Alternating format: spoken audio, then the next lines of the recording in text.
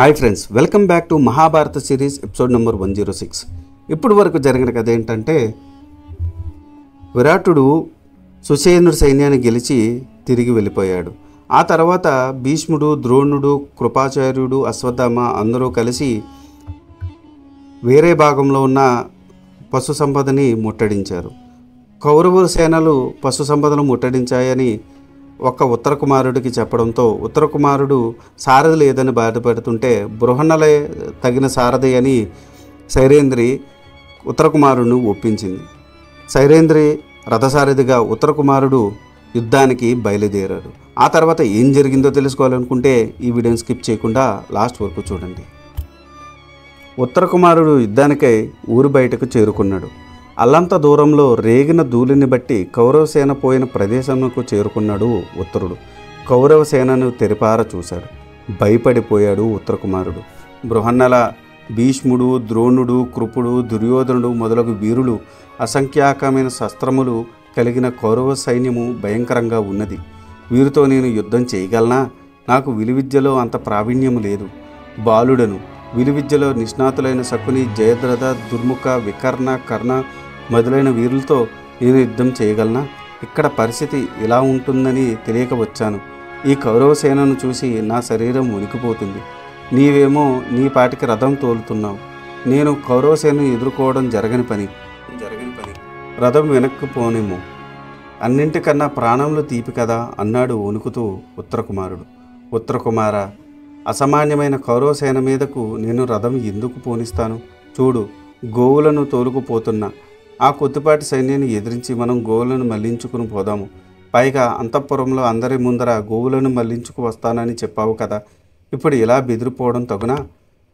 అమ్మో, పశువుల మాట దేవుడెరుగు. అంతఃపుర కాంతులకు సంతోషము నాకెందుకు? నేను యుద్ధం చేయను అంతే అన్నాడు ఉత్తర కుమారుడు.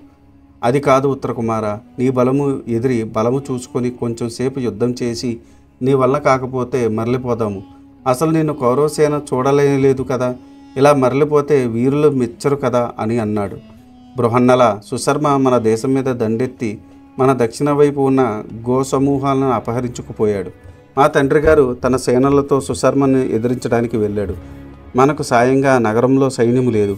ఇలాంటి పరిస్థితుల్లో నేను ఒంటరిగా అపారమైన కౌరవ సేనలను ఎదిరించగలనా? చెప్పు. వాళ్ళు మనల్ని కానకముందే మనం వెళ్ళిపోవడం మంచిది కదా, రథం మళ్లింపుము అని అన్నాడు ఉత్తర కుమారుడు. అది కాదయ్యా, ఇలా ఆవును వదిలి వెళితే పురజనులు నిన్ను మెచ్చరు. వెనక్కు వెళ్ళడం పిరికితనం అవుతుంది. నీకు తగిన సారథి లేడని సైరేంద్రి చెబితే నేను నీకు సారథిగా వచ్చాను. ఇప్పుడు ఆవులను శత్రువులను వదిలి వెళ్ళలేను. నీకేం భయం లేదు. మనసును చిక్కబట్టుకో. కౌరవ సైన్యములను ఉపాయంతో ఎదిరించి మన గోవులను మరలించిపోదము అని అన్నాడు బృహన్నల. ఏంటి బృహన్నల, నలుగురు నవ్వుతారా? నవ్వని నాకేంటి, నన్ను ఆపకు. నీకు అంత శక్తి ఉంటే నువ్వే ఎదిరించు అంటూ ధనుర్బాణాలు రథం మీద విడిచి రథము దిగి పరిగెత్తాడు ఉత్తర కుమారుడు. బృహన్నల కూడా రథము దిగి ఉత్తర కుమారుని వెంబడించాడు. ఇది చూసి కౌరవసేనల వారు హేళనగా నవ్వుకున్నారు. బృహన్నల ఉత్తర కుమారుని పట్టుకున్నాడు. ఉత్తర కుమారుని పరిస్థితి దారుణంగా ఉంది. నీరు ఎండిపోతుంది, మొహం వెలవెలపోతుంది, కాళ్ళు చేతులు గడగడ వణుకుతున్నాయి, గొంతు పూడుకుపోయింది. బృహన్నల, నీకు అనేక బహుమానాలు ఇస్తాను, నన్ను వదిలిపెట్టు. మా అమ్మ నా కోసం ఎదురు చూస్తూ ఉంటుంది, నేను ఆమెను చూడాలి అని అన్నాడు దీనంగా. ఉత్తర కుమార, భయపడకుము. నీకు కౌరవులతో యుద్ధం చేయడం చేతకాకపోతే నా రథానికి సారథిగా ఉండు. నేను కౌరవ సేనతో యుద్ధం చేసి ఓడించి గోవుని విడిపిస్తాను అంటూ బృహన్నల ఉత్తర కుమారుని తీసుకుని రథం దగ్గరకు వచ్చాడు. తాను కూడా రథం ఎక్కి రథాన్ని శ్మశానంలో తాము ఆయుధాలను దాచిన జమ్మి చెట్టు వద్దకు పోయాడు. ఇది చూసి కౌరవ సేనలు కొంచెం కలవరపడ్డాయి. వారికి కొన్ని అపశకునాలు కనిపించాయి.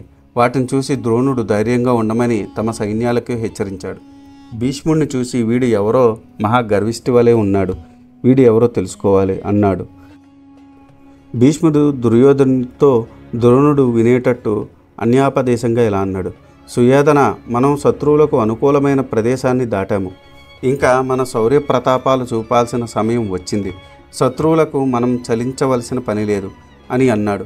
అందులో ఉన్న గూఢార్థం అర్థం చేసుకున్నాడు ద్రోణుడు. సుయోధనుడు చూసి, సుయోధన, ఇన్నాళ్ళు సింహం ఆకలితో నకనకలాడుతూ గుహలో ఉండి బయటకు వచ్చినట్టు అర్జునుడు అరణ్య అజ్ఞాతవాసాలు ముగించుకొని మన మీదకు యుద్ధానికి వస్తున్నాడు. అతడితో యుద్ధం చేయడానికి మనలో తగిన వారు ఎవరున్నారు? అర్జునుడు గోవులను విడిపించడం తథ్యం అని పలికాడు.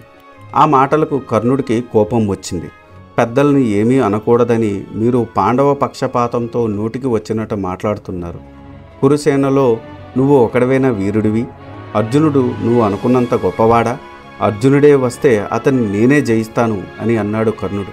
సుయోధనుడు కర్ణుడిని చూసి, కర్ణ, నీవు తప్పు పలికావు. అతడు నిజంగా అర్జునుడే అయితే మరలా అరణ్య అజ్ఞాతవాసములు చేస్తాడు. అతడు అర్జునుడు కాకపోతే నేనే వాడిని జయిస్తాను అని అన్నాడు సుయోధనుడు. సుయోధనుడి మాటలకు భీష్ముడు, ద్రోణుడు, అశ్వత్థామ, కృపాచార్యుడు ఒప్పుకున్నారు. మనసులో నవ్వుకున్నారు. ఇది ఈనాటి వీడియో. ఆ తర్వాత ఏం జరిగిందో తెలుసుకోవాలనుకుంటే మీరు నా నెక్స్ట్ వీడియో కోసం వెయిట్ చేయాల్సిందే. దానికన్నా ముందు నాదొక చిన్న రిక్వెస్ట్. నేను చేసే ఈ మహాభారత సిరీస్ వ్యాస భారతం నుండి కవిత్రయం అంటే నన్నయ్య గారు, తిక్కన గారు, ఎర్రాప్రగడ గారు తెలుగులోకి అనువదించారు. అదే ఈ మహాభారతాన్ని నేను మీకు యథాతథంగా అందించాలనే సదుద్దేశంతో ఈ వీడియోలు చేస్తున్నాను. ఏ జనరేటెడ్ ఇమేజెస్తో వీడియోస్ చేయడం కొంచెం కష్టతరమైన విషయం అయినప్పటికీ మన సనాతన ధర్మంలో ఉన్న మంచిని చెప్పాలనే ఉద్దేశంతో పూర్తి కథని ఈ వీడియోల రూపంలో అందించడం జరుగుతుంది. అందుకని మీలాంటి వారి సపోర్ట్ నాకెంతో ముఖ్యం. మీరు నన్ను సపోర్ట్ చేయాలనుకుంటే జస్ట్ మీ అభిప్రాయాన్ని కమెంట్ల రూపంలో తెలియచేస్తూ, లైక్ చేస్తూ, 10 మందికి షేర్ చేస్తూ మన ధర్మాన్ని 10 మందికి అందేలా చేయాలని కోరుకుంటున్నాను. ఈ వీడియో కనుక మీకు నచ్చితే do like, share and subscribe. Thanks for watching. జై సనాతన ధర్మం.